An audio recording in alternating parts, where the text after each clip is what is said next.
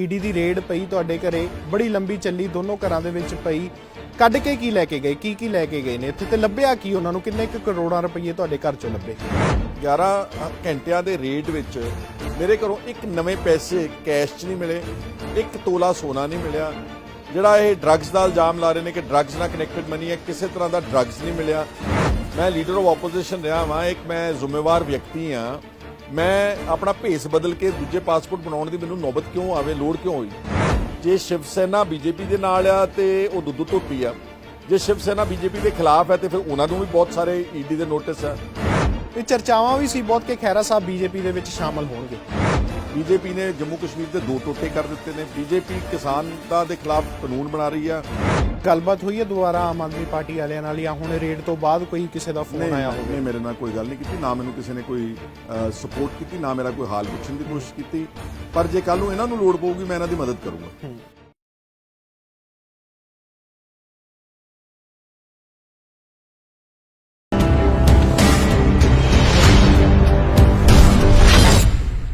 ਸਤਿ ਸ਼੍ਰੀ ਅਕਾਲ, on air ਦੇਖ ਰਹੇ ਹੋ ਤੁਸੀਂ ਤੇ ਮੈਂ ਹਾਂ ਸਨਮਜੀਤ ਸਿੰਘ ਪੱਲਾ। ਬੀਤੇ ਦਿਨ ਸੁਖਪਾਲ ਖਹਿਰਾ ਦੇ ਘਰੇ ਰੇਡ ਪੈਂਦੀ ਹੈ ਈਡੀ ਦੀ ਤੇ ਉਸ ਤੋਂ ਬਾਅਦ ਲਗਾਤਾਰ ਸੁਖਪਾਲ ਖਹਿਰਾ ਚਰਚਾ ਦੇ ਵਿੱਚ ਆਉਂਦੇ ਨੇ। ਲਗਾਤਾਰ ਅਸੀਂ ਪਿਛਲੇ ਦਿਨਾਂ ਤੋਂ ਸੁਣ ਰਹੇ ਹਾਂ ਕਿ ਈਡੀ ਦੀਆਂ ਰੇਡ ਪੈ ਰਹੀਆਂ ਨੇ ਜਾਂ ਸੈਂਟਰ ਸਰਕਾਰ ਵੱਲੋਂ ਜਿਹੜੀ ਏਜੰਸੀਆਂ ਦੀ ਜਿਹੜੀ ਦੁਰਉਪਯੋਗ ਕੀਤਾ ਜਾ ਰਿਹਾ, ਲੋਕਾਂ ਨੂੰ ਡਰਾਉਣ ਦਾ ਕੰਮ ਕੀਤਾ ਜਾ ਰਿਹਾ।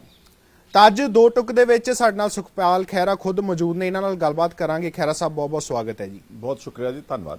ਖਹਿਰਾ ਸਾਹਿਬ, ਸਭ ਤੋਂ ਪਹਿਲਾਂ ਤਾਂ ਇਹ ਦੱਸੋ, ਈਡੀ ਦੀ ਰੇਡ ਪਈ ਤੁਹਾਡੇ ਘਰੇ ਬੜੀ ਲੰਬੀ ਚੱਲੀ, ਦੋਨੋਂ ਘਰਾਂ ਦੇ ਵਿੱਚ ਪਈ, ਕੱਢ ਕੇ ਕੀ ਲੈ ਕੇ ਗਏ ਕੀ ਲੈ ਕੇ ਗਏ ਨੇ ਇੱਥੇ ਤੇ ਲੱਭਿਆ ਕੀ ਉਹਨਾਂ ਨੂੰ ਕਿੰਨੇ ਕਰੋੜਾਂ ਰੁਪਏ ਤੁਹਾਡੇ ਘਰ ਚੋਂ ਲੱਭੇ? ਦੇਖੋ, ਗੱਲ ਇਹ ਆ ਕਿ ਜਿਹੜਾ ਉਹ ਸਮਨ ਜਾਂ ਜਿਹੜਾ ਨੋਟਿਸ ਲੈ ਕੇ ਆਏ ਸੀ ਉਹ ਮਨੀ ਲਾਂਡਰਿੰਗ ਦਾ ਸੀਗਾ ਜੀ। ਮਨੀ ਲਾਂਡਰਿੰਗ ਉਹ ਕੰਮ ਆ ਜਿਹੜੇ ਇਸ ਦੇਸ਼ ਵਿੱਚ ਵੱਡੇ ਵਪਾਰੀ, ਬਹੁਤ ਅਮੀਰ ਆਦਮੀ ਜਾਂ ਕਰਪਟ ਪੋਲੀਟੀਸ਼ੀਅਨਸ ਜਿਨ੍ਹਾਂ ਨੇ ਸੱਤਾ ਹੰਢਾ ਕੇ ਤੇ ਹਜ਼ਾਰਾਂ ਸੈਂਕੜੇ ਕਰੋੜਾਂ ਰੁਪਏ ਇਕੱਠੇ ਕੀਤੇ ਹੋਏ ਨੇ। ਔਰ ਜਦੋਂ ਇਹ ਕਾਲਾ ਧਨ ਇਕੱਠਾ ਕਰਦੇ ਨੇ ਫਿਰ ਇਹਦਾ ਇੱਕ ਤਰੀਕੇਕਾਰ ਹੈ ਇਸ ਕਾਲੇ ਨੂੰ ਚਿੱਟਾ ਕਰਨ ਦਾ, ਇੱਕ ਰੂਟ ਹੈ ਬਕਾਇਦਾ ਤੌਰ ਤੇ।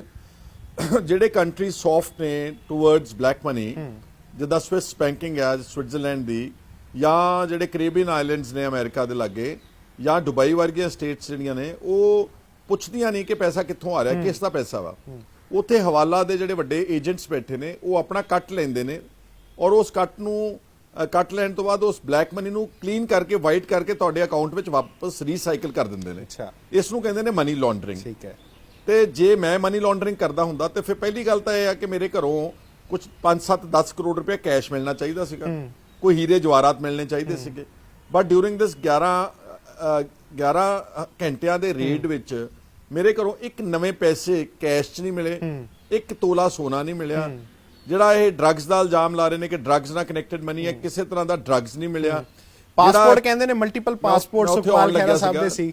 ਮੈਂ ਉੱਥੇ ਆਉਣ ਲੱਗਿਆ ਸੀ। ਜਿਹੜਾ ਪ੍ਰੋਪੇਗੈਂਡਾ ਕੀਤਾ ਜਾ ਰਿਹਾ ਕਿ ਮਲਟੀਪਲ ਪਾਸਪੋਰਟਸ ਬਣਾਏ ਨੇ, ਉਹਨਾਂ ਨੂੰ ਕਿਸੇ ਤਰ੍ਹਾਂ ਦੀ ਪਾਸਪੋਰਟ ਨਹੀਂ ਮਿਲੀ। ਨਾਲੇ ਮੈਂ ਪੁੱਛਣਾ ਚਾਹੁੰਦਾ, ਮੈਂ ਮਲਟੀਪਲ ਪਾਸਪੋਰਟ ਕਿਉਂ ਬਣਾਉਂਗਾ? ਮੈਂ ਲੀਡਰ ਆਫ ਆਪੋਜੀਸ਼ਨ ਰਿਹਾ ਵਾਂ, ਇੱਕ ਮੈਂ ਜ਼ਿੰਮੇਵਾਰ ਵਿਅਕਤੀ ਹਾਂ। ਮੈਂ ਆਪਣਾ ਭੇਸ ਬਦਲ ਕੇ ਦੂਜੇ ਪਾਸਪੋਰਟ ਬਣਾਉਣ ਦੀ ਮੈਨੂੰ ਨੌਬਤ ਕਿਉਂ ਆਵੇ, ਲੋੜ ਕਿਉਂ ਹੋਈ? ਇਸ ਕਰਕੇ ਇਹ ਇੱਕ ਪੂਰਾ ਨਾ ਇੱਕ ਡਿਜ਼ਾਈਨ ਆ ਇਸ ਵਕਤ ਬੀਜੇਪੀ ਦੀ ਸਰਕਾਰ ਵੱਲੋਂ ਪੈਨ ਇੰਡੀਆ, ਕਿ ਜਿਹੜੇ ਵੀ ਲੋਕ ਇਹਨਾਂ ਦੇ ਖਿਲਾਫ ਬੋਲਦੇ ਨੇ ਜਾਂ ਇਹਨਾਂ ਨੂੰ ਪੋਲੀਟੀਕਲ ਓਪੋਨੈਂਟਸ ਨੇ ਜਾਂ ਜਿਹੜੇ ਈਵਨ ਐਕਟਿਵਿਸਟ ਨੇ ਜਿਹੜਿਆਂ ਦੇ ਇਹਨਾਂ ਵਿਚਾਰਧਾਰਾ ਨਾਲ ਸਹਿਮਤ ਨਹੀਂ ਗਏ, ਇਹ ਉਹਨਾਂ ਨੂੰ ਹਰ ਕਿਸਮ ਦਾ ਮਤਲਬ ਬਦਲਾਖੋਰੀ ਦੀ ਕਾਰਵਾਈ ਤੇ ਉਤਰੇ ਹੋਏ ਨੇ। ਚਾਹੇ ਉਹਦੇ ਵਾਸਤੇ ਇਹਨਾਂ ਨੂੰ ਸੀਬੀਆਈ ਯੂਜ਼ ਕਰਨੀ ਪਵੇ, ਇਹਨਾਂ ਨੂੰ ਚਾਹੇ ਈਡੀ ਯੂਜ਼ ਕਰਨੀ ਪਵੇ, ਚਾਹੇ ਇਨਕਮ ਟੈਕਸ ਅਥਾਰਟੀਜ਼ ਯੂਜ਼ ਕਰਨੀਆਂ ਪਈਆਂ।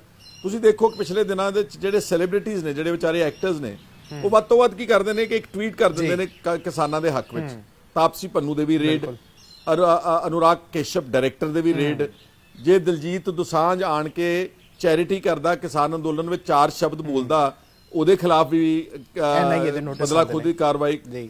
ਔਰ ਤੁਸੀਂ ਦੇਖੋ ਜਿਹੜੇ ਪੋਲੀਟੀਕਲ ਓਪੋਨੈਂਟਸ ਆ, ਜਿਹੜੇ ਜੇ ਸ਼ਿਵ ਸੈਨਾ ਬੀਜੇਪੀ ਦੇ ਨਾਲ ਆ ਤੇ ਉਹ ਦੁੱਧ ਧੋਤੀ ਆ, ਜੇ ਸ਼ਿਵ ਸੈਨਾ ਬੀਜੇਪੀ ਦੇ ਖਿਲਾਫ ਹੈ ਤੇ ਫਿਰ ਉਹਨਾਂ ਨੂੰ ਵੀ ਬਹੁਤ ਸਾਰੇ ਈਡੀ ਦੇ ਨੋਟਿਸ ਆ।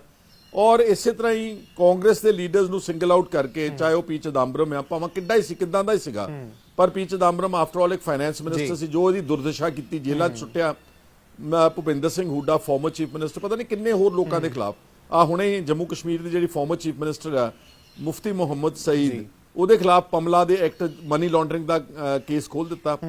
ਇਸ ਕਰਕੇ ਅੱਜ ਜੇ ਮੇਰੇ ਖਿਲਾਫ ਕੀਤਾ ਵਾ ਤਾਂ ਮੈਂ ਸਮਝਦਾ ਵਾਂ ਕਿ ਉਹ ਸਾਡੀਆਂ ਆਵਾਜ਼ਾਂ ਬੰਦ ਕਰਨੀਆਂ ਚਾਹੁੰਦੇ ਨੇ, ਕਿਉਂਕਿ ਮੈਂ ਪਿਛਲੇ ਕੁਝ ਸਮੇਂ ਤੋਂ ਕਿਸਾਨ ਅੰਦੋਲਨ ਵਿੱਚ ਬਹੁਤ ਪ੍ਰੋਐਕਟਿਵਲੀ ਪਾਰਟਿਸਿਪੇਟ ਕੀਤਾ, ਭਾਵੇਂ ਕਿ ਮੈਂ ਉਹਨਾਂ ਦੀ ਸਟੇਜ ਤੇ ਨਹੀਂ ਗਿਆ।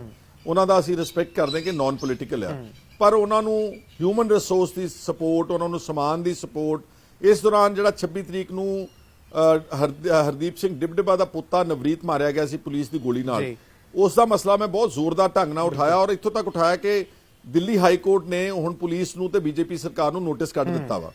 ਔਰ ਜਿਹੜੇ ਮਿਸਿੰਗ ਪਰਸਨ ਸੀ, ਚਾਹੇ ਜਿਹੜੇ ਐਕਟਿਵਿਸਟ ਨੂੰ ਕੁੱਟਿਆ ਗਿਆ ਟੌਰਚਰ, ਨੋਦੀਪ ਕੌਰ, ਚਾਹੇ ਉਹ ਸ਼ਿਵ ਕੁਮਾਰ, ਚਾਹੇ ਉਹ ਰਣਜੀਤ ਸਿੰਘ ਜਿਹਨੂੰ ਪੁਲਿਸ ਵਾਲਾ ਆਪਣੇ ਪੈਰ ਦੇ ਨਾਲ ਮਿੱਧ ਰਿਹਾ, ਜਿੱਦਾਂ ਅਮਰੀਕਾ ਦੇ ਵਿੱਚ ਇੱਕ ਕਾਲੇ ਨੂੰ ਇੱਕ ਗੋਰੇ ਅਫਸਰ ਨੇ ਜਾਰਜ ਫਲੋਇਡ ਨੂੰ ਮਾਰ ਦਿੱਤਾ ਸੀਗਾ। ਜਦੋਂ ਅਸੀਂ ਸਾਰੀਆਂ ਗੱਲਾਂ ਦਾ ਵਿਰੋਧ ਕੀਤਾ ਤਾਂ ਉਹਨਾਂ ਨੇ ਮੈਨੂੰ ਟਾਰਗੇਟ ਬਣਾਇਆ ਵਾ, ਔਰ ਟਾਰਗੇਟ ਬਣਾ ਕੇ ਉਹਨਾਂ ਨੇ ਕਈ ਤਰ੍ਹਾਂ ਦੇ ਸੁਨੇਹੇ ਮੇਰੇ ਰੇਟ ਚੋਂ ਦਿੱਤੇ ਆ। ਇੱਕ ਤਾਂ ਸਾਡੀ ਪੋਲੀਟੀਕਲ ਜਮਾਤ ਨੂੰ ਸੁਣਿਆ ਦਿੱਤਾ ਕਿ ਖਬਰਦਾਰ ਜੇ ਤੁਹਾਡੇ ਵਿੱਚੋਂ ਕੋਈ ਬੀਜੇਪੀ ਦੀ ਮੁਖਾਲਫਤ ਕਰੇਗਾ। ਆਮ ਜਨਤਾ ਨੂੰ ਕਿਹਾ ਕਿ ਜਿਹੜੇ ਲੋਕ ਅੰਦੋਲਨ 'ਚ ਜਾਂਦੇ ਨੇ, ਜੇ ਤੁਹਾਡੇ ਐਮਐਲਏ ਦਾ ਤੇ ਲੀਡਰ ਆਫ ਆਪੋਜੀਸ਼ਨ ਸਾਬਕਾ ਦਾ ਹਸ਼ਰ ਅਸੀਂ ਇਹ ਕਰ ਸਕਦੇ ਆ ਤੇ ਤੁਹਾਡਾ ਹਸ਼ਰ ਇਹਦੇ ਨਾਲ ਵੀ ਭੈੜਾ ਕਰਾਂਗੇ। ਸੋ ਇਹ ਬੇਸਿਕਲੀ ਇੱਕ ਪੋਲਿਟਿਕਸ ਆਫ ਵੈਂਡੇਟਾ, ਇੱਕ ਪੋਲਿਟਿਕਸ ਔਰ ਇੱਕ ਜਿੱਦਾਂ ਕਹਿੰਦੇ ਨਾ ਆਪਾਂ ਸਟੇਟ ਟੈਰਰਿਜ਼ਮ, ਸਰਕਾਰੀ ਅੱਤਵਾਦ ਤੇ ਉਤਰੀ ਹੋਈ ਹੈ ਇਸ ਵਕਤ ਬੀਜੇਪੀ। ਲਾਸਟ ਗੱਲ ਇਹਦੇ ਮੁਤਲਕ ਕਹਿਣਾ ਚਾਹੁੰਦਾ ਕਿ ਸਾਰੇ ਦੇਸ਼ ਵਿੱਚ ਪਿਛਲੇ 7 ਸਾਲਾਂ ਵਿੱਚ ਕਿਸੇ ਬੀਜੇਪੀ ਦੇ ਆਗੂ ਦੇ ਖਿਲਾਫ ਕੋਈ ਕਾਰਵਾਈ ਕੀਤੀ?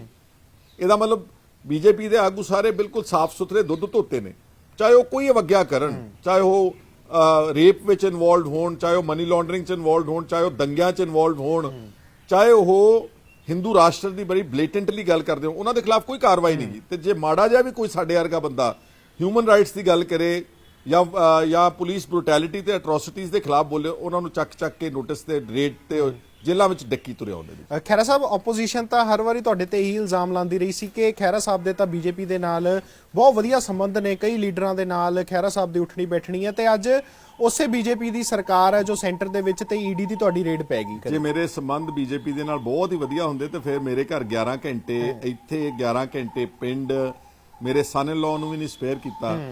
ਇਹ ਸਾਰੀਆਂ ਗੱਲਾਂ ਨਾ ਸਿਰਫ ਅਫਵਾਹਾਂ ਹੁੰਦੀਆਂ ਜੀ। ਜਸਟ ਬਿਕੋਜ਼ ਮੈਂ ਕਈ ਵਾਰ ਜਿੱਦਾਂ ਫਰਜ਼ ਕਰੋ ਇੱਕ ਮਿੰਟ ਲਈ ਮੈਂ ਲੀਡਰ ਆਫ ਆਪੋਜੀਸ਼ਨ ਸੀਗਾ ਤੇ ਮੈਂ ਚੀਫ ਮਿਨਿਸਟਰ ਸਾਹਿਬ ਨੂੰ ਬਹਿ ਕੇ ਕੋਈ ਮੇਰੀ ਤਸਵੀਰ ਆ ਜਾਣੀ ਤਾਂ ਕੁਝ ਜਿਹੜੇ ਅੰਨੇ ਭਗਤ ਹੁੰਦੇ ਨੇ ਜਿਨ੍ਹਾਂ ਨੂੰ ਪਤਾ ਹੀ ਨਹੀਂਗਾ, ਉਹਨਾਂ ਨੇ ਕਹਿਣਾ ਲਓ ਜੀ ਕੈਪਟਨ ਅਮਰਿੰਦਰ ਸਿੰਘ ਦੇ ਨਾਲ ਰਲ ਗਿਆ ਵਾ। ਜੇ ਕਿਸੇ ਗਲਤੀ ਦੇ ਨਾਲ ਕਿਸੇ ਹੋਰ ਪਾਰਟੀ ਨਾਲ ਕਿਤੇ ਮੇਰੀ ਹੈਲੋ ਸਤਿ ਸ਼੍ਰੀ ਅਕਾਲ ਵੀ ਹੋ ਗਈ, ਉਹ ਇਸ ਤਰ੍ਹਾਂ ਬਣਾ ਲੈਂਦੇ। ਇਹ ਸਾਰੀਆਂ ਸਿਰਫ ਅਫਵਾਹਾਂ ਹੁੰਦੀਆਂ ਨੇ। ਇਹ ਚਰਚਾਵਾਂ ਵੀ ਸੀ ਬਹੁਤ ਕਿ ਖਹਿਰਾ ਸਾਹਿਬ ਬੀਜੇਪੀ ਦੇ ਵਿੱਚ ਸ਼ਾਮਲ ਹੋਣਗੇ। ਨਹੀਂ ਛੋਟੇ ਵੀਰੋ, ਬਿਲਕੁਲ ਗਲਤ ਗੱਲਾਂ ਸੀ। ਦੇਖੋ ਸਾਡੀ ਬੀਜੇਪੀ ਨਾਲ ਵਿਚਾਰਧਾਰਾ 100% ਦੀ ਇੱਕ ਟਕਰਾਉਣ ਵਾਲੀ ਵਿਚਾਰਧਾਰਾ। ਬੀਜੇਪੀ ਇਸ ਦੇਸ਼ ਨੂੰ ਹਿੰਦੂ ਰਾਸ਼ਟਰ ਬਣਾਉਣਾ ਚਾਹੁੰਦੀ ਹੈ। ਬੀਜੇਪੀ ਮਾਈਨੋਰਿਟੀਜ਼ ਦੇ ਸਖਤ ਖਿਲਾਫ ਆ।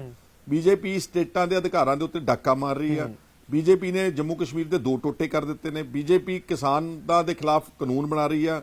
ਅਸੀਂ ਕਿਸਾਨਾਂ ਦੇ ਹੱਕ ਵਿੱਚ ਆ। ਅਸੀਂ ਸਟੇਟਾਂ ਦੇ ਵੱਧ ਅਧਿਕਾਰਾਂ ਦੀ ਗੱਲ ਕਰਦੇ ਆ। ਅਸੀਂ ਘੱਟ ਗਿਣਤੀਆਂ ਦੀ ਸਪੋਰਟ ਕਰਦੇ ਆ। ਅਸੀਂ ਸੂਬਿਆਂ ਦੇ ਵੱਧ ਅਧਿਕਾਰਾਂ ਵਾਸਤੇ ਮੋਰ ਆਟੋਨਮੀ ਐਂਡ ਫੈਡਰਲ ਢਾਂਚੇ ਦੇ ਮੁਦਈ ਆ। ਸੋ ਸਾਡੀ ਆਈਡੀਓਲੋਜੀਕਲੀ ਵੀ stand totally absolutely strong opponents to each other. ਤੇ ਜੇ ਬੀਜੇਪੀ ਜੇ ਕਦੀ ਤੁਹਾਨੂੰ ਆਫਰ ਕਰੇਗੀ ਉਹਨਾਂ ਦੀ ਪਾਰਟੀ ਚਾਣ ਲਈ, ਸੁਖਪਾਲ ਖਹਿਰਾ ਜਾਣਗੇ? ਨਹੀਂ, ਕੋਈ ਤੁੱਕ ਹੀ ਨਹੀਂ ਬਣਦੇ ਜੀ। ਨਾ ਉਹ ਆਫਰ ਕਰਨ ਤੇ ਨਾ ਅਸੀਂ ਕਦੀ ਉਹਨਾਂ ਬਾਰੇ ਕਦੀ ਵਿਚਾਰ ਕਰੀਏ ਜੀ। ਨਹੀਂ, ਜਿਸ ਤਰ੍ਹਾਂ 2022 ਚ ਬੀਜੇਪੀ ਦਾਅਵਾ ਕਰ ਰਹੀ ਹੈ ਕਿ ਅਸੀਂ ਇੱਥੇ ਸਰਕਾਰ ਬਣਾਵਾਂਗੇ, ਜੇ ਕੋਈ ਉਦਾਂ ਦੀ ਹਵਾ ਚੱਲਦੀ ਹੈ ਕਿ ਸੁਖਪਾਲ ਖਹਿਰਾ ਉੱਧਰ ਜਾਣ ਦੀ ਸੋਚਣਗੇ ਜਾਂ ਜਾਣਗੇ? ਨਹੀਂ, ਮੇਰਾ ਕੋਈ ਹਵਾ ਨਾ ਸਰੋਕਾਰ ਦੇਗਾ। ਮੈਂ ਬਿਲਕੁਲ ਆਪਣੀ ਆਈਡੀਓਲੋਜੀ ਤੇ ਕਾਇਮ ਆ। I stand for Punjab, I stand for my community, I stand for more powers. I stand for autonomy.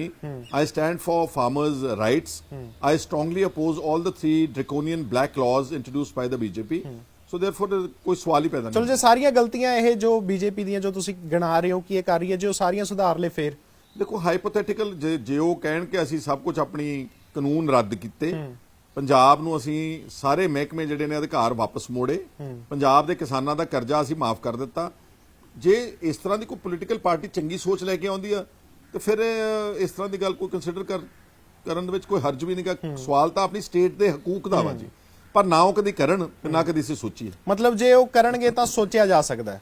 ਨਹੀਂ, ਐ ਤਾਂ ਜੀ ਹੁਣ ਤੁਸੀਂ ਹਾਈਪੋਥੈਟੀਕਲ ਕੁਐਸਚਨ ਹੈ ਨਾ ਕਿ ਜੇ ਉਹ ਕਰਨ, ਜੇ ਉਹ ਕਰਨਗੇ ਤੇ ਫਿਰ ਉਸ ਸਮੇਂ ਅਨੁਸਾਰ ਉਸ ਸਥਿਤੀ ਅਨੁਸਾਰ ਅਸੀਂ ਵਿਚਾਰ ਕਰ ਸਕਦੇ ਹਾਂ।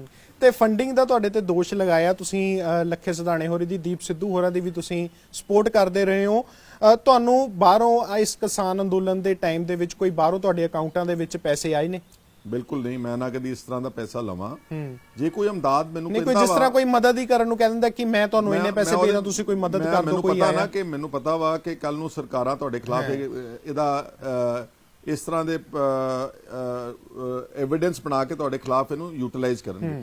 ਮੈਂ ਜਦੋਂ ਲੀਡਰ ਆਫ ਆਪੋਜੀਸ਼ਨ ਵੀ ਸੀਗਾ ਤਾਂ ਮੈਂ ਜਦੋਂ ਫਾਰਮਰ ਸੁਸਾਈਡ ਜਿਹੜੇ ਕਰਦੇ ਸੀ, ਕਿਸਾਨ ਆਤਮ ਹੱਤਿਆ, ਉਹਨਾਂ ਦੇ ਪਰਿਵਾਰਾਂ ਦੀ ਮਦਦ ਦੀ ਕਾਲ ਕਰਦਾ ਸੀ।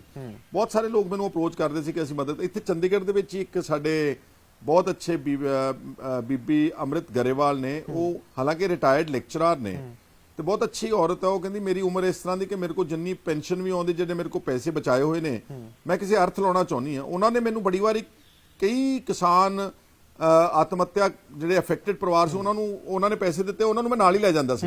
ਜਿਹੜਾ ਵੀ ਕੋਈ ਕਹਿੰਦਾ ਮਦਦ ਕਰਨੀ, ਮੈਂ ਉਹਨਾਂ ਦੇ ਕਿਸੇ ਕਰੀਬੀ ਰਿਸ਼ਤੇਦਾਰ ਨੂੰ ਜਾਂ ਉਹਨਾਂ ਨੂੰ ਕਹਿਣਾ ਚਲੋ ਮੇਰੇ ਨਾਲ, ਤੇ ਆਪਾਂ ਜਾ ਕੇ ਉੱਥੇ ਇਕੱਠੇ ਲਿਆਉਣੇ। ਆਈ ਡੂ ਨਾਟ ਬਿਲੀਵ ਇਨ ਦਿਸ।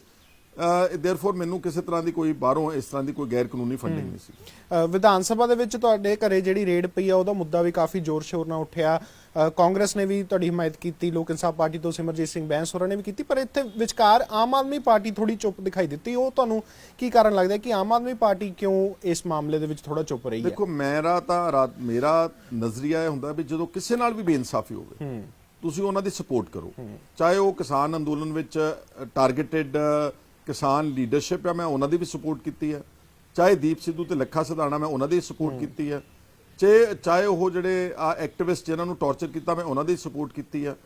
ਪੰਜਾਬ ਦੇ ਵਿੱਚ ਕਿਤੇ ਵੀ ਕੋਈ ਸਰਕਾਰ ਜ਼ੁਲਮ ਢਾਉਂਦੀ ਆ, ਜਿੱਦਾਂ ਫਰਜ਼ ਕਰੋ ਕੋਈ ਕਿਸੇ ਤੇ ਝੂਠਾ ਪਰਚਾ ਦਰਜ ਕਰਦੀ, ਮੈਂ ਉਹਨਾਂ ਦੀ ਵੀ ਸਪੋਰਟ ਕਰਦਾ। ਮੈਂ ਪਾਰਟੀਬਾਜ਼ੀ ਤੋਂ ਉੱਤੇ ਉੱਠ ਕੇ ਹਮੇਸ਼ਾ ਬੇਇਨਸਾਫੀ ਦੇ ਖਿਲਾਫ ਲੜਿਆ। ਯੂਆਪਾ ਵਰਗੇ ਕਾਲੇ ਕਾਨੂੰਨ ਜਿਹਦੇ ਚ ਗਰੀਬ ਦਲਿਤਾਂ ਨੂੰ ਟਾਰਗੇਟ ਕੀਤਾ ਗਿਆ, ਮੈਂ ਉਹਨਾਂ ਨੂੰ ਮਾਨਸਾ ਜ਼ਿਲ੍ਹਿਆਂ ਤੱਕ ਪਹੁੰਚ ਕੇ, ਪਟਿਆਲਾ, ਕੈਥਲ ਜ਼ਿਲ੍ਹੇ, ਕੈਥਲ ਸਾਡਾ ਕੋਈ ਸਰੋਕਾਰ ਨਹੀਂ, ਨਾ ਮੈਂ ਕਦੀ ਪਟਿਆਲਾ ਮਾਨਸਾ ਚੋਂ ਕੋਈ ਜਾ ਕੇ ਇਲੈਕਸ਼ਨ ਲੜਨੀ ਜਾਂ ਵੋਟ ਲੈਣੀ, ਮੈਂ ਉਹਨਾਂ ਦੀ ਮਦਦ ਕੀਤੀ ਆ। ਔਰ ਹੁਣੇ ਤਾਜ਼ੀ ਨਵਰੀਤ ਰੁਦਰਪੁਰ ਦਾ ਰਹਿਣ ਵਾਲਾ ਬੱਚਾ ਸੀ ਜਿਹੜਾ ਮਾਰਿਆ ਗਿਆ, ਮੈਂ ਰੁਦਰਪੁਰ ਉਹਦੇ ਭੋਗ ਤੇ ਗਿਆ, ਫਿਰ ਉਹਦੀ ਇਨਸਾਫ ਮਾਰਚ ਵਿੱਚ ਗਿਆ।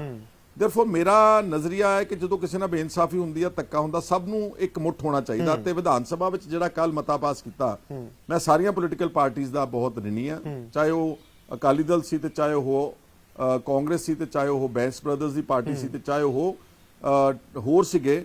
ਪਰ ਮੈਨੂੰ ਅਫਸੋਸ ਹੈ ਕਿ ਜਿਹੜੀ ਪਾਰਟੀ ਦੇ ਨਾਲ ਮੈਂ ਕੰਮ ਕੀਤਾ, ਜਿਹੜੀ ਪਾਰਟੀ ਦੇ ਕਰਕੇ ਅੱਜ ਮੇਰੇ ਤੇ ਡਰੱਗਸ ਦਾ ਮੁਕੱਦਮਾ, ਕਿਉਂਕਿ ਮੈਂ ਜਦੋਂ ਲੀਡਰ ਆਫ ਆਪੋਜੀਸ਼ਨ ਸੀਗਾ, ਤੁਹਾਨੂੰ ਯਾਦ ਹੋਊਗਾ ਕਿ ਰਾਣਾ ਗੁਰਜੀਤ ਸਿੰਘ ਦਾ ਮਾਈਨਿੰਗ ਸਕੈਂਡਲ ਉੱਠਿਆ ਸੀ, ਮੈਂ ਸਭ ਕੁਝ ਦਾ ਤੇ ਝੋਕ ਕੇ ਉਹਨੂੰ ਉਸ ਕੈਬਨਿਟ ਚੋਂ ਕਢਾਇਆ ਸੀ, ਜਿਹਦੀ ਬਦੌਲਤ ਮੇਰੇ ਤੇ ਬਾਅਦ ਵਿੱਚ ਸਰਕਾਰ ਨੇ ਤੇ ਰਾਣੇ ਗੁਰਜੀਤ ਨੇ ਇਹ ਮੁਕੱਦਮਾ ਦਰਜ ਕਰਵਾਇਆ। ਤੇ ਜੇ ਔਰ ਉਹ ਮੁਕੱਦਮਾ ਮੇਰੇ ਤੇ as leader of opposition Aam Aadmi party ਦੇ ਕੰਮ ਕਰਦਿਆਂ ਹੋਇਆ, ਤੇ ਜੇ ਅੱਜ ਉਹ ਮੇਰੀ ਮਦਦ ਨਹੀਂ ਕਰਦੇ ਤੇ ਉਹਨਾਂ ਦਾ ਲਾਸ ਹੈ, ਉਹਨਾਂ ਦੀ ਕਮੀ ਆ, ਉਹਨਾਂ ਦਾ ਇੱਕ ਚਿਹਰਾ ਓਪਰਚੁਨਿਸਟ ਵਾਲਾ ਤੇ ਇੱਕ ਤੰਗ ਨਜ਼ਰੀਏ ਵਾਲਾ ਚਿਹਰਾ ਉਹਨਾਂ ਦੀ ਲੋਕਾਂ ਦੀ ਅਦਾਲਤ ਵਿੱਚ। ਕਦੇ ਕੋਈ ਗੱਲਬਾਤ ਹੋਈ ਹੈ ਦੁਬਾਰਾ ਆਮ ਆਦਮੀ ਪਾਰਟੀ ਵਾਲਿਆਂ ਨਾਲ, ਜਾਂ ਹੁਣ ਰੇਡ ਤੋਂ ਬਾਅਦ ਕੋਈ ਕਿਸੇ ਦਾ ਫੋਨ ਆਇਆ ਹੋਵੇ? ਨਹੀਂ, ਮੇਰੇ ਨਾਲ ਕੋਈ ਗੱਲ ਨਹੀਂ ਕੀਤੀ, ਨਾ ਮੈਨੂੰ ਕਿਸੇ ਨੇ ਕੋਈ ਸਪੋਰਟ ਕੀਤੀ, ਨਾ ਮੇਰਾ ਕੋਈ ਹਾਲ ਪੁੱਛਣ ਦੀ ਕੋਸ਼ਿਸ਼ ਕੀਤੀ। ਪਰ ਜੇ ਕੱਲ ਨੂੰ ਇਹਨਾਂ ਨੂੰ ਲੋੜ ਪਊਗੀ, ਮੈਂ ਇਹਨਾਂ ਦੀ ਮਦਦ ਕਰੂੰਗਾ। ਨਵਜੋਤ ਸਿੰਘ ਸਿੱਧੂ ਵੀ ਤੁਹਾਡੇ ਹੱਕ ਦੇ ਵਿੱਚ ਆ ਕੇ ਉਤਰੇ ਨੇ, ਤੇ ਇਹ ਵੀ ਬਹੁਤ ਚਰਚਾਵਾਂ ਉੱਠ ਰਹੀਆਂ ਨੇ ਕਿ ਨਵਜੋਤ ਸਿੰਘ ਸਿੱਧੂ ਆਮ ਆਦਮੀ ਪਾਰਟੀ ਜਾਣਗੇ। ਉੱਤੋਂ ਭਗਵੰਤ ਮਾਨ ਹੋਰਾਂ ਦਾ ਵੀ ਬਿਆਨ ਆਉਂਦਾ ਹੈ ਕਿ ਜੇਕਰ ਨਵਜੋਤ ਸਿੰਘ ਸਿੱਧੂ ਇੱਧਰ ਆਮ ਆਦਮੀ ਪਾਰਟੀ ਚਾਹੁੰਦੇ ਨੇ ਤਾਂ ਸਭ ਤੋਂ ਪਹਿਲਾਂ ਮੈਂ ਉਹਨਾਂ ਦਾ ਸਵਾਗਤ ਕਰਾਂਗਾ। ਦੇਖੋ, ਇਹ ਨਵਜੋਤ ਸਿੰਘ ਸਿੱਧੂ ਨੇ ਕੀ ਫੈਸਲਾ ਲੈਣਾ, ਕੀ ਕਰਨਾ, ਕੀ ਨਹੀਂ ਕਰਨਾ, ਮੇਰਾ ਇਹਦੇ ਨਾਲ ਕੋਈ ਸਰੋਕਾਰ ਨਹੀਂ ਗਾ। ਪਰ ਜਿਹੜੀ ਉਹਨਾਂ ਨੇ ਮੇਰੀ ਇਮਦਾਦ ਵਿਧਾਨ ਸਭਾ ਵਿੱਚ ਕੀਤੀ, ਮੈਂ ਉਹਨਾਂ ਦਾ ਬਹੁਤ ਸ਼ੁਕਰਗੁਜ਼ਾਰ ਹਾਂ। ਨਵਜੋਤ ਸਿੰਘ ਸਿੱਧੂ ਇੱਕ ਕੀ ਕਹਿੰਦੇ ਹੁੰਦੇ ਬੇਬਾਕ ਲੀਡਰ ਹੈ, ਇੱਕ ਬੜਾ ਖੁੱਲ ਕੇ ਆਪਣਾ ਵਿਚਾਰ ਰੱਖਦਾ ਵਾ, ਔਰ ਜੋ ਬੀਜੇਪੀ ਸਾਰੇ ਦੇਸ਼ ਵਿੱਚ ਟਾਰਗੇਟ ਕਰਕੇ ਲੋਕਾਂ ਨਾਲ ਬਦਲਾਖੋਰੀ ਦੀ ਕਾਰਵਾਈ ਕਰਦੇ, ਉਹਨਾਂ ਨੇ ਸਦਨ ਦੇ ਅੰਦਰ ਔਨ ਰਿਕਾਰਡ ਉਸ ਦੀ ਨਿਖੇਧੀ ਕੀਤੀ ਹੈ। ਇਸ ਲਈ ਮੈਂ ਉਹਨਾਂ ਦਾ ਵੀ ਸ਼ੁਕਰੀਆ ਅਦਾ ਕਰਦਾ। ਤੇ ਭਗਵੰਤ ਮਾਨ ਹੋਰਾਂ ਦਾ ਜਿਹੜਾ ਉਹਨਾਂ ਨੂੰ ਕਹਿਣਾ ਕਿ ਅਸੀਂ ਸਵਾਗਤ ਕਰਦੇ ਹਾਂ, ਕੀ ਲੱਗਦਾ ਕਿ ਨਵਜੋਤ ਸਿੰਘ ਸਿੱਧੂ ਉੱਧਰ ਜਾ ਸਕਦੇ ਨੇ?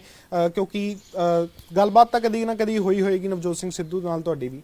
ਨਹੀਂ, ਹੁਣ ਤਾਂ ਕਾਫੀ ਅਰਸਾ ਹੋ ਗਿਆ ਇੱਦਾਂ ਬੈਠ ਕੇ ਤਾਂ ਨਹੀਂ ਗੱਲ ਹੋਈ, ਪਰ ਮੈਂ ਉਹਦਾ ਪੁੱਛਣਾ ਚਾਹੁੰਦਾ, ਭਗਵੰਤ ਮਾਨ ਇੱਕ ਬੜੀ ਸ਼ਰਾਰਤ ਵਾਲੀ ਸਟੇਟਮੈਂਟ ਦਿੰਦਾ ਹੈ ਕਿ ਆਮ ਆਦਮੀ ਪਾਰਟੀ ਦੇ ਦਰਵਾਜ਼ੇ ਸਭ ਵਾਸਤੇ ਖੁੱਲ੍ਹੇ ਹੈ। ਪਰ ਕੀ ਭਗਵੰਤ ਮਾਨ ਦੱਸੇਗਾ ਕਿ ਭਗਵੰਤ ਮਾਨ ਨਵਜੋਤ ਸਿੰਘ ਸਿੱਧੂ ਨੂੰ ਆਪਣਾ ਲੀਡਰ ਕਬੂਲ ਕੇ ਉਹਨੂੰ ਮੁੱਖ ਮੰਤਰੀ ਦਾ ਚਿਹਰਾ ਪ੍ਰਵਾਨ ਕਰੇਗਾ। ਜਦੋਂ ਉਹ ਗੱਲ ਕਰੂਗਾ ਨਾ ਉਦੋਂ ਤੁਹਾਨੂੰ ਮੈਂ ਉਹਦਾ ਅਸਲ ਰਿਐਕਸ਼ਨ ਪ੍ਰੋਪਰ ਉਦੋਂ ਦਊਂਗਾ ਮੈਂ। ਲਗਾਤਾਰ ਵਿਰੋਧੀਆਂ ਦਾ ਕਹਿਣਾ ਹੈ ਕਿ ਸੁਖਪਾਲ ਖਹਿਰਾ ਖੁਦ ਪੰਜਾਬ ਦਾ ਸੀਐਮ ਬਣਨਾ ਚਾਹੁੰਦੇ ਨੇ, ਤਾਂ ਹੀ ਉਹ ਪਾਰਟੀ 'ਚ ਟਿਕਦੇ ਨਹੀਂਗੇ, ਕਾਂਗਰਸ 'ਚ ਵੀ ਨਹੀਂ ਪਹਿਲਾਂ ਟਿਕੇ, ਫਿਰ ਆਮ ਆਦਮੀ ਪਾਰਟੀ 'ਚ ਵੀ ਨਹੀਂ ਟਿਕੇ, ਆਪਣੀ ਪਾਰਟੀ ਬਣਾ ਲਈ, ਖੁਦ ਸੀਐਮ ਬਣਨਾ ਚਾਹੁੰਦੇ ਨੇ।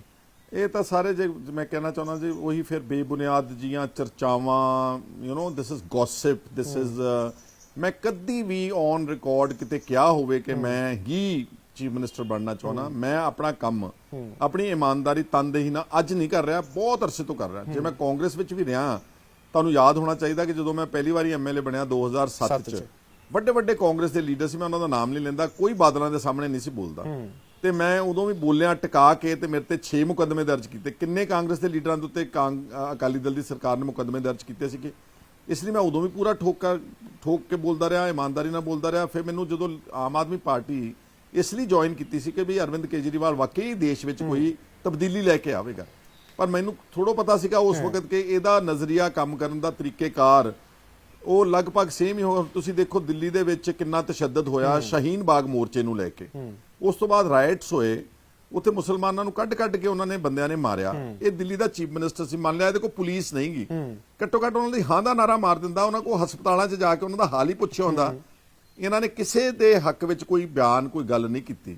ਔਰ ਜਿਹੜੇ ਐਗਰੀਕਲਚਰ ਲਾਜ਼ ਨੇ ਤਿੰਨਾਂ ਚੋਂ ਅੱਜ ਵੀ ਔਨ ਰਿਕਾਰਡ ਹੈ ਕਿ ਇੱਕ ਨੋਟੀਫਿਕੇਸ਼ਨ ਜਾਰੀ ਕਰਕੇ ਦਿੱਲੀ ਸਰਕਾਰ ਨੇ ਉੱਥੇ ਲਾਗੂ ਕੀਤੀ ਹੋਈ ਆ।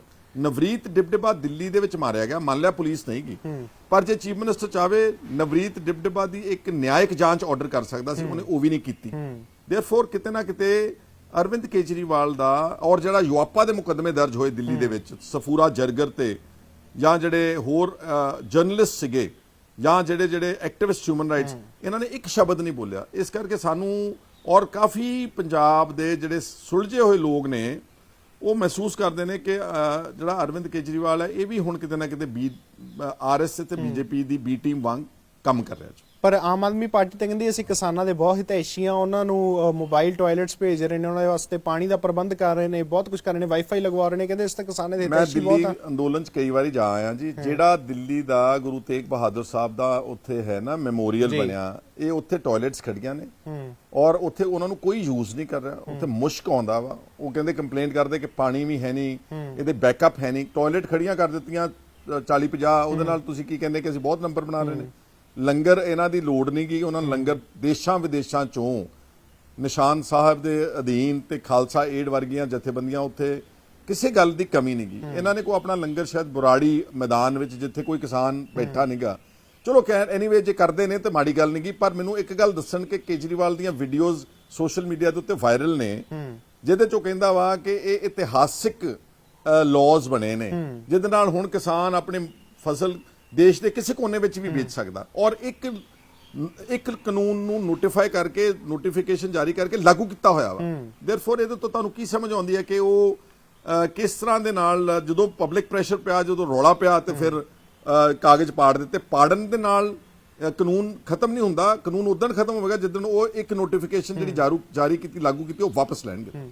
ਤੇ ਸਿਆਸਤ ਦੀ ਫਿਰ ਥੋੜੀ ਗੱਲ ਕਰੀਏ ਤਾਂ ਜਦੋਂ ਹੁਣ ਤੁਹਾਡੇ ਰੇਡ ਪਈ ਹੈ ਤੇ ਪੰਜਾਬ ਵਿਧਾਨ ਸਭਾ 'ਚ ਕਾਂਗਰਸ ਲੀਡਰਸ ਨੇ ਜਾਂ ਖੁਦ ਕੈਪਟਨ ਸਾਹਿਬ ਨੇ ਬੜਾ ਜੋਰਾ ਸ਼ੋਰਾ ਦੇ ਨਾਲ ਮੁੱਦਾ ਚੱਕਿਆ ਕਿ ਤੁਹਾਡੇ ਘਰੇ ਰੇਡ ਪਈ ਹੈ, ਤੇ ਹੁਣ ਸਿਆਸਤ ਦੇ ਗਲਿਆਰਿਆਂ 'ਚ ਇਹ ਵੀ ਚਰਚਾ ਉੱਠਣ ਲੱਗੀ ਹੈ ਕਿ ਸ਼ਾਇਦ ਹੁਣ ਹਮਾਇਤ ਜਿਹੜੀ ਹੈ ਕਾਂਗਰਸ ਵੱਲੋਂ ਖਹਿਰਾ ਸਾਹਿਬ ਨੂੰ ਮਿਲ ਰਹੀ ਹੈ ਕਿ ਘਰ ਵਾਪਸੀ ਨਾ ਹੋ ਜਾਏ ਕਾਂਗਰਸ 'ਚ। ਦੇਖੋ, ਇਹ ਜਿੱਦਾਂ ਤੁਸੀਂ ਨੋਟ ਕਰਦੇ ਰਹੇ ਹੋ, ਕਦੀ ਕਹਿੰਦੇ ਨੇ ਜੀ ਕਿ ਇਹ ਖਹਿਰਾ ਆਰਐਸਐਸ ਦਾ ਏਜੰਟ ਹੈ ਜੀ, ਬੀਜੇਪੀ ਦਾ, ਫਿਰ ਵਿੱਚ ਦੀ ਇੱਕ ਮੌਕਾ ਆਇਆ ਕਹਿੰਦੇ ਜੀ ਬਾਦਲਾਂ ਦਾ ਏਜੰਟ ਹੈ ਜੀ, ਫਿਰ ਕਦੀ ਕਹਿੰਦੇ ਜੀ ਇਹ ਕਾਂਗਰਸ ਦਾ ਏਜੰਟ ਹੈ। ਮੈਂ ਤੁਹਾਨੂੰ ਇਹ ਕਹਿਣਾ ਚਾਹੁੰਦਾ ਹਾਂ ਕਿ ਸੁਖਪਾਲ ਸਿੰਘ ਖਹਿਰਾ ਜਿੰਨੇ ਜੋਗਾ ਹੈ ਨਾ, ਉਹ ਏਜੰਟ ਤਾਂ ਹੈਗਾ, ਪਰ ਉਸ ਪ੍ਰਮਾਤਮਾ ਵਾਹਿਗੁਰੂ ਦਾ ਤੇ ਇਨਸਾਫ ਪਸੰਦੀ ਦਾ ਏਜੰਟ ਹੈ। ਮੈਂ ਕਿਸੇ ਦਾ ਕੋਈ ਪੇਡ ਬੰਦਾ ਨਹੀਂਗਾ, ਨਾ ਮੈਨੂੰ ਕੋਈ ਖਰੀਦ ਸਕੇ, ਨਾ ਮੇਰੀ ਕੋਈ ਇਮਾਨ ਨੂੰ ਕੋਈ ਛੇੜਛਾੜ ਕਰ ਸਕੇ। ਹਾਂ, ਅਗਰ ਮੇਰੀ ਕਿਸੇ ਪੋਲੀਟੀਕਲ ਪਾਰਟੀਆਂ ਨੇ ਜਾਂ ਲੀਡਰਾਂ ਨੇ ਮੇਰੀ ਸਪੋਰਟ ਕੀਤੀ, ਕਿ ਮੈਂ ਐਡਾ ਬੇਗੈਰਤਾ ਕਿ ਮੈਂ ਉਹਨਾਂ ਦਾ ਧੰਨਵਾਦ ਵੀ ਨਾ ਕਰਾਂ। ਇਸ ਕਰਕੇ ਇਸ ਧੰਨਵਾਦ ਨੂੰ ਅਗਰ ਕੋਈ ਕੰਸਟਰੂ ਕਰਦਾ ਕਿ ਚੱਲੇ ਨੇ ਜਾਂ ਆਗੇ ਨੇ, ਇਟਸ ਆਲ ਸਪੈਕੂਲੇਸ਼ਨ। ਤੇ ਕੈਪਟਨ ਸਾਹਿਬ ਦਾ ਪ੍ਰਸ਼ਾਂਤ ਕਿਸ਼ੋਰ ਹੋਰਾਂ ਨੂੰ ਇੱਥੇ ਲੈ ਕੇ ਆਉਣਾ, ਆਪਣਾ ਐਡਵਾਈਜ਼ਰ ਬਣਾਉਣਾ, ਕੈਬਨਿਟ ਰੈਂਕ ਦੇਣੀ, ਕਿਸ ਤਰ੍ਹਾਂ ਦੇਖਦੇ ਹੋ ਉਸ ਨੂੰ? ਦੇਖੋ, ਇਹ ਤਾਂ ਪਾਰਟੀਆਂ ਇੰਗੇਜ ਕਰਦੀਆਂ ਇਹਨੇ ਸਾਰੀਆਂ। ਜਿਹੜੇ ਅੱਜ ਕੱਲ ਇੱਕ ਨਵਾਂ ਟ੍ਰੈਂਡ ਚੱਲਿਆ ਕਿ ਆਪਾਂ ਇਲੈਕਸ਼ਨਾਂ ਜਿੱਤਣ ਵਾਸਤੇ ਸਟ੍ਰੈਟੇਜਿਸਟ ਲੈ ਕੇ ਆਓ। ਇਹੀ ਪ੍ਰਸ਼ਾਂਤ ਕਿਸ਼ੋਰ ਨਿਤੀਸ਼ ਕੁਮਾਰ ਦਾ ਵੀ ਸਟ੍ਰੈਟੇਜਿਸਟ ਰਿਹਾ ਵਾ, ਇਹੀ ਪ੍ਰਸ਼ਾਂਤ ਕਿਸ਼ੋਰ ਹੁਣ ਮਮਤਾ ਬੈਨਰਜੀ ਦਾ ਸਟ੍ਰੈਟੇਜਿਸਟ ਹੈ, ਇਹੀ ਪ੍ਰਸ਼ਾਂਤ ਕਿਸ਼ੋਰ ਅਰਵਿੰਦ ਕੇਜਰੀਵਾਲ ਦਾ ਸਟ੍ਰੈਟੇਜਿਸਟ ਰਿਹਾ ਵਾ। ਤੇ ਜੇ ਅਮਰਿੰਦਰ ਸਿੰਘ ਨੇ ਲੈਣ ਦਾ, ਹਾਂ ਇੱਕ ਗੱਲ ਉਹਨਾਂ ਨੇ ਥੋੜੀ ਗਲਤ ਕੀਤੀ ਕਿ ਉਹਨੂੰ ਸਰਕਾਰੀ ਕੈਬਨਿਟ ਸਟੇਟਸ ਦੇਣ ਦੀ ਲੋੜ ਨਹੀਂ ਸੀ, ਉਹਨੂੰ ਪਾਰਟੀ ਕਾਂਗਰਸ ਐਜ਼ ਅ ਸਟ੍ਰੈਟੇਜਿਸਟ ਉਹਨੂੰ ਪੇ ਕਰੇ। That should have been done in that manner, but ਐਦਾਂ ਨਹੀਂ ਆਉਣਾ ਚਾਹੀਦਾ ਸੀਗਾ। ਮੇਰੇ ਹਿਸਾਬ ਨਾਲ ਗਲਤ ਹੈ ਜੀ। ਤੇ ਆਖਰੀ ਸਵਾਲ ਕਿ ਜਿਸ ਤਰ੍ਹਾਂ ਹੁਣ ਤੁਹਾਡੇ ਘਰੇ ਰੇਡ ਪਈ ਹੈ, ਕਾਫੀ ਲੋਕਾਂ ਦੇ ਵਿੱਚ ਤੁਹਾਡੇ ਲਈ ਸਿੰਪਥੀ ਬਣ ਚੁੱਕੀ ਹੈ, ਕਿਉਂਕਿ ਟਾਈਮਿੰਗ ਇਹੋ ਜਿਹੀ ਹੈ ਕਿ ਕਿਸਾਨ ਅੰਦੋਲਨ ਦੇ ਦੌਰਾਨ ਜਦੋਂ ਵੀ ਕਿਸੇ ਨੂੰ ਕੋਈ ਨੋਟਿਸ ਆਉਂਦਾ ਹੈ ਕਿਸੇ ਵੀ ਕੇਂਦਰ ਦੀ ਜਿਹੜੀ ਏਜੰਸੀ ਵੱਲੋਂ, ਤਾਂ ਲੋਕਾਂ ਦੇ ਦਿਲਾਂ ਦੇ ਵਿੱਚ ਬਹੁਤ ਇੱਕ ਸਿੰਪਥੀ ਪੈਦਾ ਹੁੰਦੀ ਹੈ, ਪਿਆਰ ਪੈਦਾ ਹੁੰਦਾ ਹੈ ਕਿ ਇਸ ਜ਼ਰੀਏ ਦੇ ਨਾਲ ਕਿ ਖਹਿਰਾ ਸਾਹਿਬ ਹੀਰੋ ਤਾਂ ਨਹੀਂ ਬਣਨਾ ਚਾਹ ਰਹੇ ਸੀ। ਨਹੀਂ, ਮੈਂ ਕੋਈ ਰੇਡ ਉਹਨਾਂ ਨੂੰ ਇਨਵਾਈਟ ਕਰਕੇ ਤਾਂ ਕਰਾਇਆ ਨਹੀਂਗਾ ਜੀ, ਮੈਨੂੰ ਤਾਂ ਪਤਾ ਵੀ ਨਹੀਂ ਸੀਗਾ। ਅਸੀਂ ਤਾਂ ਪਰਸੋਂ 9 ਤਰੀਕ ਨੂੰ ਸਵੇਰੇ ਚਾਹ ਪੀ ਰਹੇ ਸੀ 8 ਵਜੇ ਦੇ ਕਰੀਬ, ਤਾਂ ਦਗੜ ਕਰਦੇ ਬਹੁਤ ਸਾਰੇ ਪੁਲਿਸ ਵਾਲੇ, ਬਹੁਤ ਅਫਸਰ ਸਾਡੇ ਘਰ ਦੇ ਅੰਦਰ ਵੜਨ ਦੇ ਤੱਕ ਆ ਗਏ। ਤਾਂ ਉਹਨਾਂ ਨੂੰ ਮੈਂ ਥੋੜਾ ਡਾਂਟ ਕੇ ਬਾਹਰ ਬਿਠਾਇਆ ਕਿ ਜਦ ਤੱਕ ਮੈਂ ਆਪਣਾ ਥੋੜਾ ਦਸਤਾਰ ਨਹੀਂ ਜਾਂ ਕੱਪੜੇ ਪਾ ਕੇ ਨਹੀਂ ਆਉਂਦਾ, ਬਾਹਰ ਬੈਠੋ, ਔਰ ਸਾਡੇ ਅੰਦਰ ਲੇਡੀਜ਼ ਬੈਠੀਆਂ ਨੇ। ਇਸ ਕਰਕੇ ਇਹ ਜੋ ਕੁਝ ਕੀਤਾ ਵਾ ਇਹ ਬੀਜੇਪੀ ਦੀ ਸਰਕਾਰ ਨੇ ਬਦਲਾਖੋਰੀ ਚ ਕੀਤਾ, ਨਾ ਕਿ ਮੈਂ ਆਪ ਖੁਦ ਆਪਣੇ ਤੇ ਕੋਈ ਕਾਰਵਾਈ ਕਰਾ ਕੇ ਹੀਰੋ ਬਣਨਾ।